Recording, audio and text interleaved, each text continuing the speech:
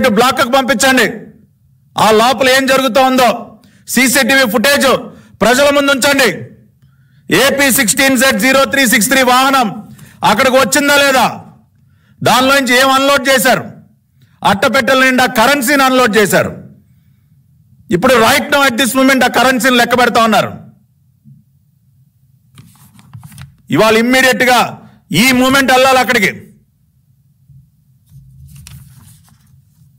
ఇవాళ అదేవిధంగా ఆర్టీసీ యాజమాన్యం కూడా మీరు దీనిపైన వివరణ ఇవ్వాలి, ఖచ్చితంగా వివరణ ఇవ్వాలి.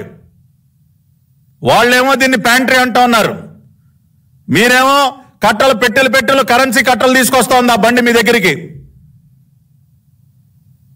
ఎంతో పేరు ప్రఖ్యాతులు గాంచినటువంటి ఆర్టీసీ చంద్రబాబు నాయుడు గారు ఉన్నప్పుడు తెలుగుదేశం పార్టీ హయాంలో APSRTC అంటే ఒక బ్రాండ్, దేశంలోనే ఒక అత్యున్నతమైనటువంటి రవాణా సంస్థ, రోడ్డు రవాణా సంస్థ.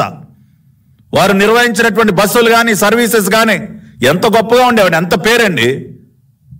అటువంటి APSRTC వాళ్ళ క్యాష్ స్మగ్లింగ్, అధికార పార్టీ నోట్ల కట్టలను తరలించడానికి వాడతారా APSRTCని?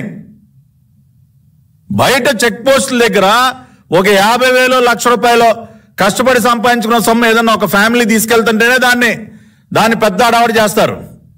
మరి ఇదేంటి అసలు? కంటైనర్లు నోట్ల కట్టలు ఏంటండి? మనం ఎప్పుడైనా విన్నావా? అదేదో దొంగ సినిమాని మా చిన్నప్పుడు వచ్చింది,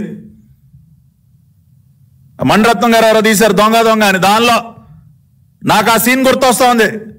దానిలో అంతే కంటైనర్ నిండా క్యాష్, మొత్తం క్యాష్ పెట్టేసి తరలిస్తూ ఉంటారు.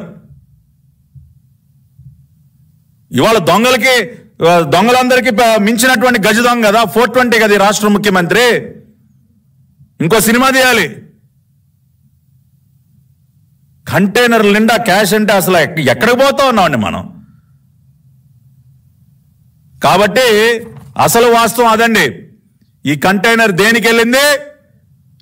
కరెన్సీ కట్టలు లోడ్ చేసుకోవడానికి వెళ్ళింది. ఇవాళ ఎక్కడికి వచ్చింది అది? మధ్యాహ్నం 1 గంట ప్రాంతంలో Vijayawada RTC bus stand NTR administrative block వద్దకు వచ్చింది. దానిలో ఉన్నటువంటి పెట్టెలన్నీ దింపారు. ఇప్పటికి ఎన్ని రౌండ్లు వేసిందో మనకు తెలియదు. ఇవాళ వచ్చింది మనకు తెలిసింది, మన దృష్టిలోకి వచ్చింది.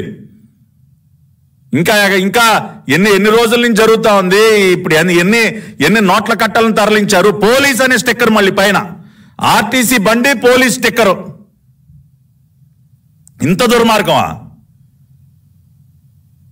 కాబట్టి దీనిపైన లోతైన విచారణ, ఎంక్వైరీ జరగాలి. అవసరమైతే సెంట్రల్ ఏజెన్సీస్కి ఇవాళ CBIకి అప్పగిస్తారు.